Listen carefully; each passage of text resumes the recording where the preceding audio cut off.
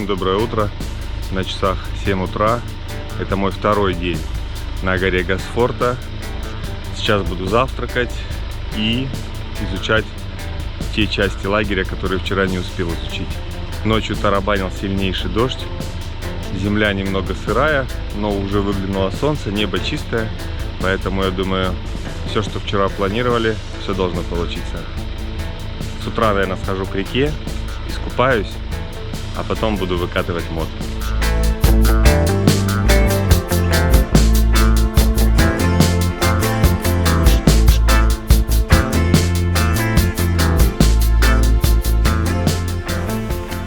Утки плавают.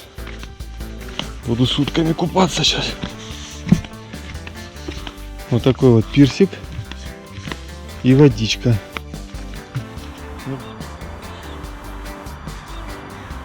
Вода теплая.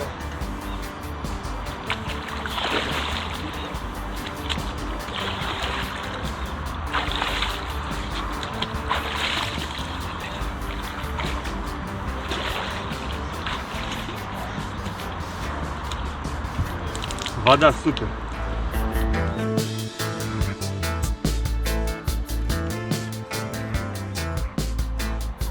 Искупался, и мысль меня одна посетила. Хочу с вами поделиться. Я себя поймал на моменте, что даже купаться я пошел с камерой, со штативом, с микрофоном, для того, чтобы запечатлеть этот момент и потом вставить в фильм. И думаю, а не надоест ли мне это скоро? У меня была такая похожая ситуация. Я в 2009-2010 году начал активно путешествовать. Я именно имею в виду какие-то дальние поездки. Первые мои путешествия были на Украину, на разные байк-шоу, в Одессу, под Киев. И в то время я увлекся фотографией, купил себе фотоаппарат, зеркалку, 2 объектива, рюкзак, там, ну, в общем, затарился со всем. И у меня на все мероприятия мотоциклетные я всегда брал этот фотоаппарат, все фотографировал, у меня были 1000 фотографий. Пару лет спустя я поймал себя на идее, что, приезжая на какие-то интересные мероприятия, я не вижу мероприятия, я в нем не участвую, я все время бегаю с фотоаппаратом, и все, что происходит, я вижу через объектив своего фотоаппарата.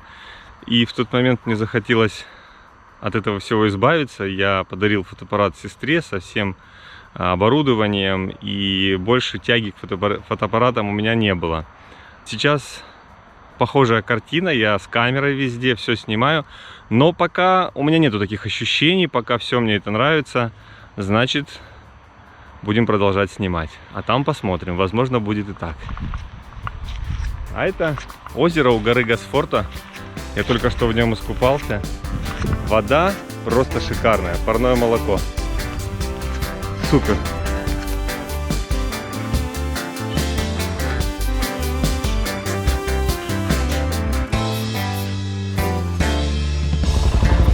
Все, вроде собрался.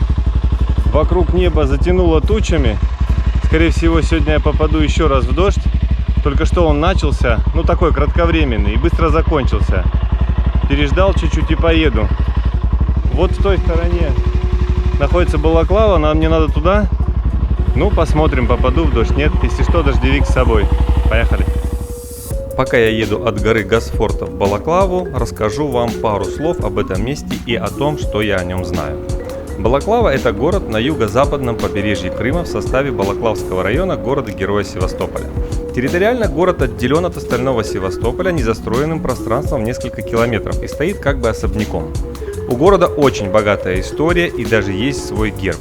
Если вы бывали в Севастополе, это совсем не значит, что вы бывали в Балаклаве. Балаклавская бухта – одна из самых удобных бухт на Черном море для швартовки кораблей. Она узкая, ширина ее составляет от 200 до 400 метров и глубиной до 17 метров. В ней никогда не бывает штормов, потому что при входе в бухту скалистый берег делает несколько поворотов, поэтому со стороны открытого моря гавань вообще не видна. Сейчас Балаклава является очень популярным крымским курортом, туристов привлекает не только город с древней историей и большим количеством памятников, но и окрестные пляжи, куда можно добраться на катерах, отходящих из бухты как частные такси. В 1953-1963 годах в Балаклаве был построен подземный завод для ремонта и снаряжения подводных лодок, так называемый объект 825 и объект 820 для хранения и подготовки к боевому применению 6 видов ядерного вооружения. Он находится внутри скалы на западном берегу бухты. Его особенность в том, что он имеет как надземные, так и подводные входы. И если с земли туда попадали люди и боеприпасы, то благодаря подводным гротам подводные лодки могли войти в гору из моря в подводном положении, не всплывая и не обнаруживая себя. Общая площадь всех помещений и ходов завода почти 1000 квадратных метров. Площадь подземной водной поверхности 5200 квадратных метров. В 1994 году с развалом СССР из Балаклавы ушла последняя подводная лодка, завод прекратил свою деятельность и был разграблен.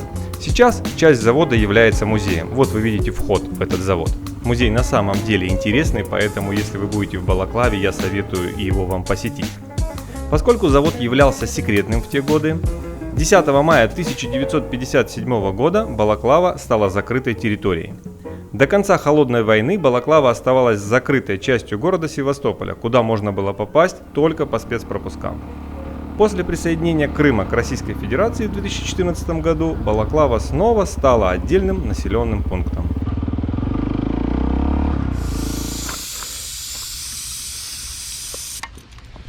Чуть-чуть надо спустить колеса, потому что после дождя довольно-таки скользко будет мне.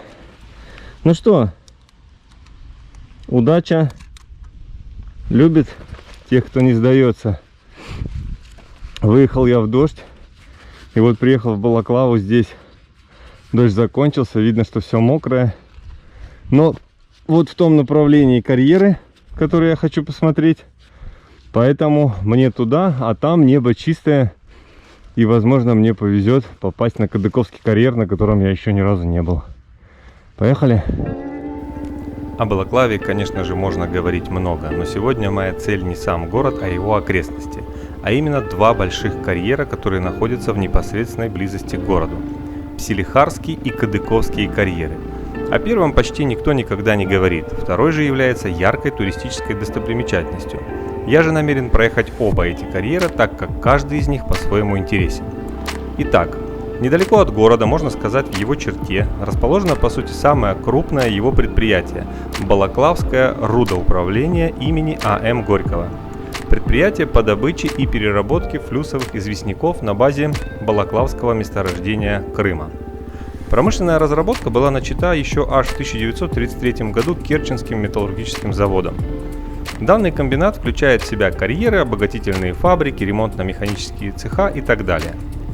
Сегодня добыча породы производится скважинными зарядами, выемка экскаваторами, транспортировка автосамосвалами, а доставка известняка к Балаклавской обогатительной фабрике осуществляется конвейерной линией, длина которой аж 1100 метров.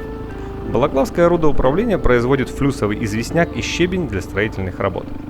Первый на пути моего следования Псилихарский карьер. Вы можете видеть его сейчас на картинке. Я проехал по серпантинам внутри самого карьера. Разработка здесь ведется и сегодня, в то время как Кадыковский карьер закрыт, и разработка там не ведется вообще. Прокатившись внутри карьера, я понял, что пока ты находишься внутри этой огромной ямы на серпантинах, ты не можешь понять весь ее масштаб. И для того, чтобы оценить его во всей красе, я поднялся на самую высокую точку этого карьера, чтобы оттуда разглядеть это чудо, сотворенное руками человека.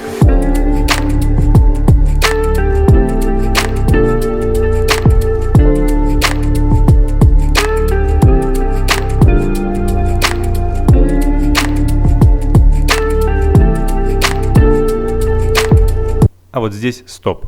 Я прошу прощения, что прерываю красивую картинку, но прошу обратить вас внимание на то, насколько крутой угол склона, на котором я стою. В ближайшее время нам пригодится эта информация.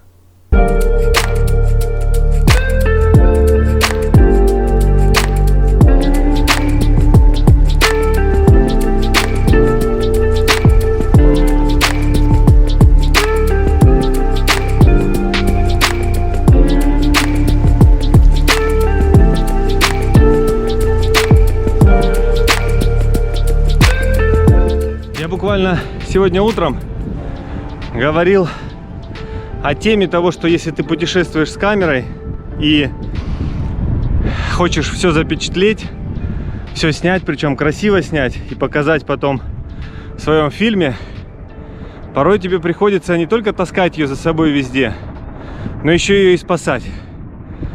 Я вот здесь вот на карьере решил снять красивый кадр, как вхожу в поворот, поднимаюсь по серпантину и вхожу в поворот.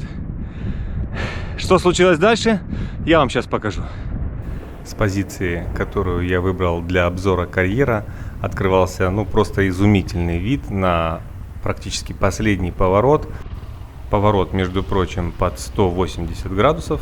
Обратив внимание на то, как круто смотрится проезжающий по ней КАМАЗ, я решил установить две камеры. Одну наверху, сейчас вы видите картинку с нее, и вторую камеру я решил установить внизу. И для того, чтобы в процессе монтажа потом получилась крутая картинка, как я проезжаю этот поворот вначале от первого лица, потом вот отсюда, и потом завершающий кадр вот отсюда сверху. Идея была шикарная, все было супер. Я поехал на изготовку, решил пропустить КАМАЗ и ехать сам. Но я не учел одну небольшую особенность. В карьере гулял сильнейший ветер, а я ничем не укрепил штатив. И произошло следующее.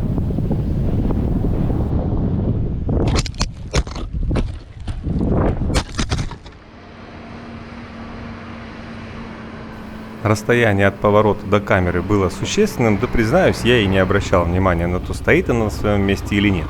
И пока я входил раз за разом в поворот, чтобы выбрать идеальную траекторию, которая потом будет смотреться на картинке, моя камера валялась на склоне.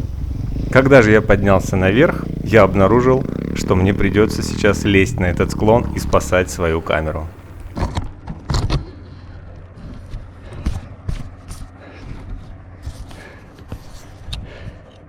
Это просто охренеть. Это просто охренеть, ребята. Она записывает, камера цела. Вот так вот бывает в погоне за кадром. Я чуть не просрал камеру. Я не знаю, как я теперь буду вылазить. Я, наверное, не буду выключать камеру. Попробую как-то вот так ее вставить. Я даже не знаю как. Ёпсель-мопсель. Сейчас поползу наверх.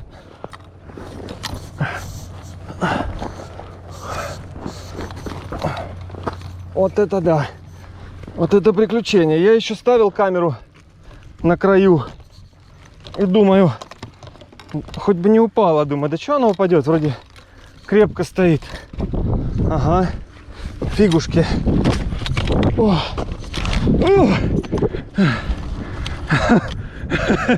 Это просто офигеть. Вот это да. Вот это мне урок хороший. Вот этот я поворот снимал, а вот там стояла моя камера, и на серединку она упала. Я вот специально снимаю, чтобы вы понимали, откуда я доставал свою камеру. Вначале была идея сбить ее камнем, чтобы она упала ниже, но думаю, тогда это точно трындец. Поэтому полез. Камера спасена, и я решил продолжить свой маршрут в поисках Кадыковского карьера. Карьер был назван так по названию местности Кадыковка, бывшее село Кадыкой, и разрабатывался Балаклавским рудоуправлением в прошлом веке. Затем карьер был заброшен и медленно наполнился водой, превратившись в гигантскую ржавую воронку с зелено-голубым озером. Вон там Кадыковский карьер, наполненный водой. Но чтобы на него посмотреть, мне нужно забраться туда. Сейчас буду искать объезд.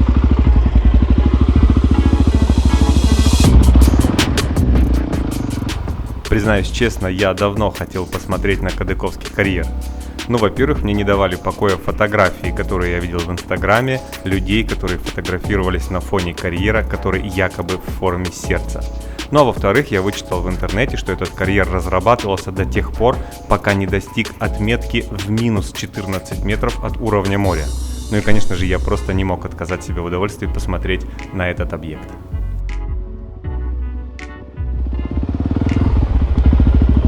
Ха-ха-ха! Вот он, Кадыковский карьер. Кажется, он должен быть в виде сердца. Честно, отсюда этого непонятно. В виде сердца он или нет. И да простят меня все те, кто говорят, что карьер выглядит в форме сердца. Извините, но карьер выглядит именно вот так. Но те, кто охотятся за красивой фотографией, не расстраивайтесь. Если вы приедете сюда и станете в определенном месте, сделаете фотографию под определенным углом, то у вас будет фото с карьером в виде сердца за спиной. Ну, как и обещал, друзья, я на Кадыковском карьере. Вот он у меня за спиной. Я до него добирался через верх, посмотрел вот с той стороны. Я был с той стороны и теперь объехал через Балаклаву и теперь с этой стороны. Ну вот вроде бы как вот отсюда, вроде бы как он в форме сердца. Но это вот прям надо очень-очень сильно пофантазировать. Наверное, романтикам виднее, но по мне так просто какая-то штуковина. Ну, однозначно место красивое. Поедем дальше. Следующим местом, которое я запланировал к просмотру, была бочка смерти. Поэтому я выдвинулся от Балаклавского рудоуправления на другую сторону города. К востоку от Балаклавы возвышается гора Аскити, что в переводе означает «отшельник». По легенде, когда-то тут в одиночестве жил известный всей Балаклаве безумец. Высота этой горы 350 метров над уровнем моря. На вершине горы хорошо заметно небольшое металлическое сооружение. Местные жители называют его бочкой смерти. Это наблюдательный пост южного Балаклавского форта. Сам форт снизу не виден, поскольку он вытянут перпендикулярно обрыву. Над землей же возвышается только низкая стена с бойницами для оружейной стрельбы. Центральная часть форта, в которой расположены оборонительные казематы, окружена вырубленными в скале рвом. Первые горные долговременные укрепления на склонах горы Аскити появились в период Крымской войны. Тогда британская морская бригада возвела здесь земляные укрепления. Во время Первой мировой войны инженеры использовали британский опыт, обновили и усовершенствовали эти укрепления. Сама бочка смерти – сооружение из листовой брони, нависающее над обрывом. В стенах и полу прорезаны бойницы для установки в ней артиллерийского дальномера. Это высотный наблюдательный пост в виде железной бочки диаметром 1,8 метра и высотой 2 метра, которая висит на скале над пропастью. Изначально таких бочек было две. Одна из них была либо сбита артиллерийским огнем во время боев Великой Отечественной войны, либо срезана на металл в послевоенное время.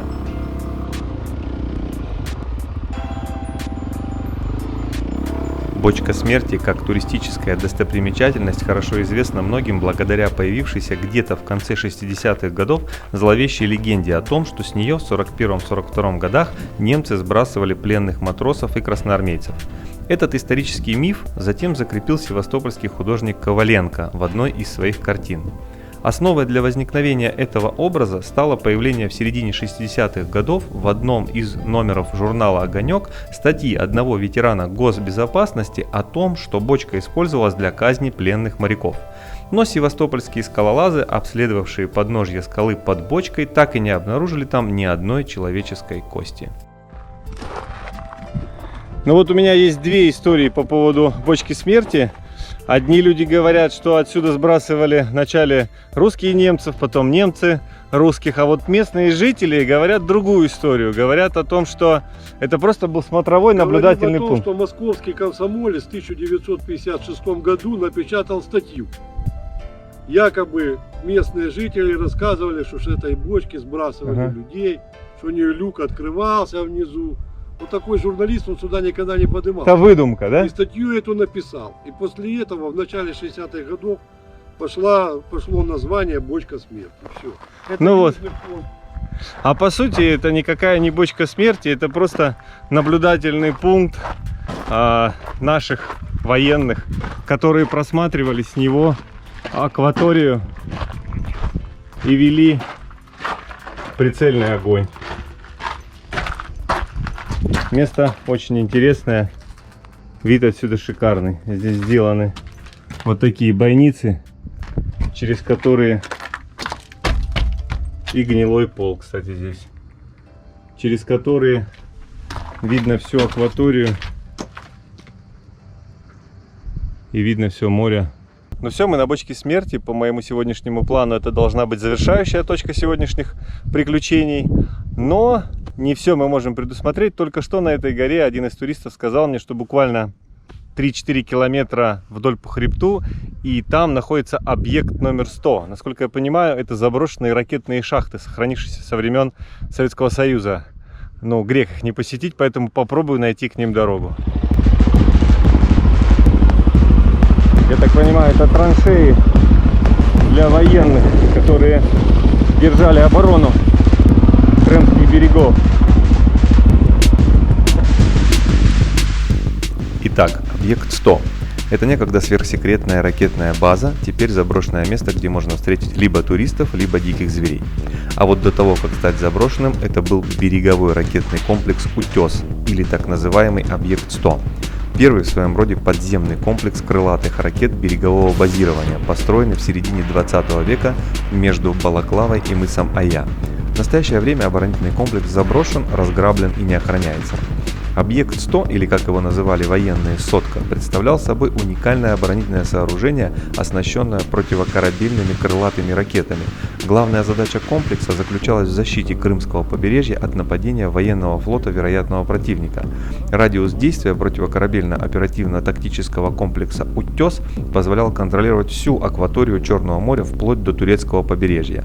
«Сотка» могла осуществить залп одновременно 8 крылатыми ракетами из 4 спаренных пусковых установок.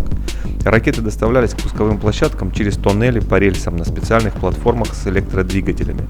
Пусковые установки защищались массивными стальными крышками, которые при пуске сдвигались в стороны. За считанные минуты колоссальная конструкция пусковой установки появлялась на поверхности и могла нанести удар 2 ракетами. В составе объекта 100 находились 2 дивизиона, разнесенные на расстояние 6 километров, каждый из которых имел на вооружении 2 пусковые установки. Таким образом, ракетная батарея могла одновременно нанести удар 8 ракетами, способными уничтожить корабль практически любого класса. Сегодня один дивизион заброшен, а второй функционирует, но к нему, понятное дело, нас никто не пустит. Секретный объект все-таки.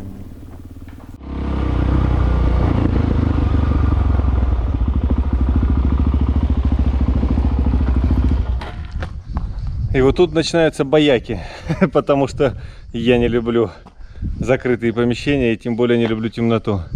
Судя по всему, это правда объект 100, ракетные шахты. Из шахты ведут рельсы. Судя по всему, ракеты хранились в горе. Место интересное. Вот так оно выглядит. Не знаю, стоит ли мне лезть вовнутрь этой шахты, но могу сказать одно, что если ты собрался уже снимать, то бери с собой весь комплект оборудования. Там темно, и для того, чтобы GoPro что-то увидела, GoPro нужна подсветка. Я купил себе подсветку, но оставил ее в машине. Вот так вот. Попробую посветить фонариком. Фонарик у меня есть.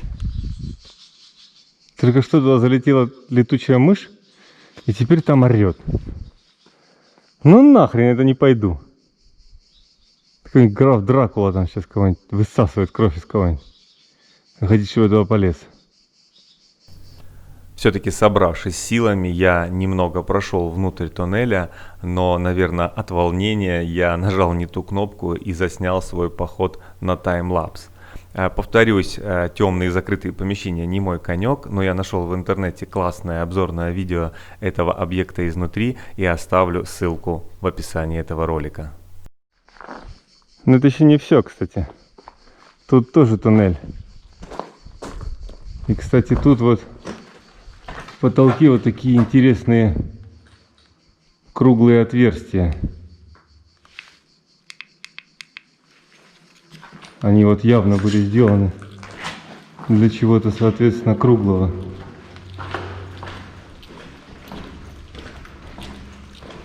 Это какие-то технические помещения. Там вон в конце что-то тоже есть. Тут, видать, хранилось что-то. Какие-то, может, боеприпасы или еще что-то. Вот теперь, пожалуй, все. На сегодня можно заканчивать покатушки. Я увидел все, что хотел, и еще немного больше. Извиняюсь, что не зашел я вот прям внутрь шахты, вот прям не заглянул вот туда, вот в эту бездну. У меня бояки темноты, и я не пойду, честное слово. Вот куда хотите, но не сюда, ладно? Поэтому, Кто будет в Крыму, будет время, берите эндуро-мотоцикл или пешком отправляйтесь. Тут есть что посмотреть. Я думаю, это один из сотни объектов, которые вообще существуют. Время обеда. Поеду в лагерь. Классное место, спасибо, что сказали. Ну ты побывали там? Ну, если честно, у меня бояки темноты. Я так подошел, понял, что там шахты, ну, в пару мест зашел. Там они, получается, в землю, да, Ну опускаются? они в скале идут. Да. До скалы. Ну их, кстати, видно здесь по поверхности. Да? Пробка, да. А, они куда-то улетают, да? Ну да, там на лифте поднимались ракеты и делали запуски. Кстати, ну, в интернете можно посмотреть, как стартовали. Ну, ракеты. супер, не ковыряй. Не ковыряй, сама отвалится. Хорошую вещь, да. Ладно, удачи вам, поеду. вам. Пока.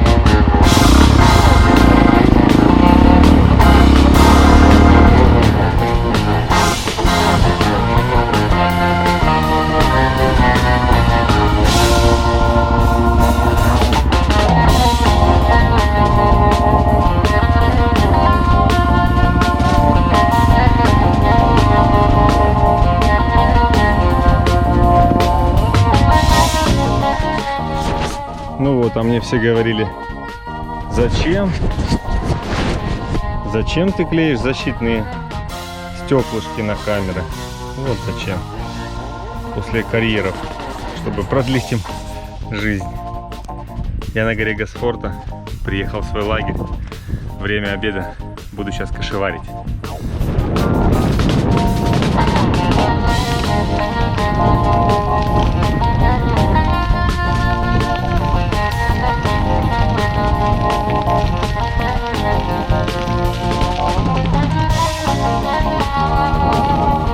После обеда я поднял в воздух квадрокоптер, чтобы полетать над поляной Госфорта. Но возвращаясь обратно, я понял, что мой коптер хотят сбить. Не сбивайте мой дрон. Мне сам хирург. Я этой штукой снимаю, еще маленькая, и на квадрокоптер тоже снимаю. Вот так вот. Вчера приютили, а сегодня пытались сбить мой дрон. Но это можно. У человека сегодня праздник, день ВДВ. Это не мы. Это не они. Это не они. Но с праздником. Сейчас ловить. С праздником. Сейчас поймает наша десантура, сейчас поймает тех, кто пытался сбить мой дрон, и расскажет, что так делать нельзя. Правильно? Вот так вот. Понятно, ребята? Кстати, всех десантников, всех ребят, кто служил, всех сегодня с праздником. Сегодня день десантных войск, поэтому всех ребят поздравляю. Вы на самом деле опора и мощь нашей армии. С праздником!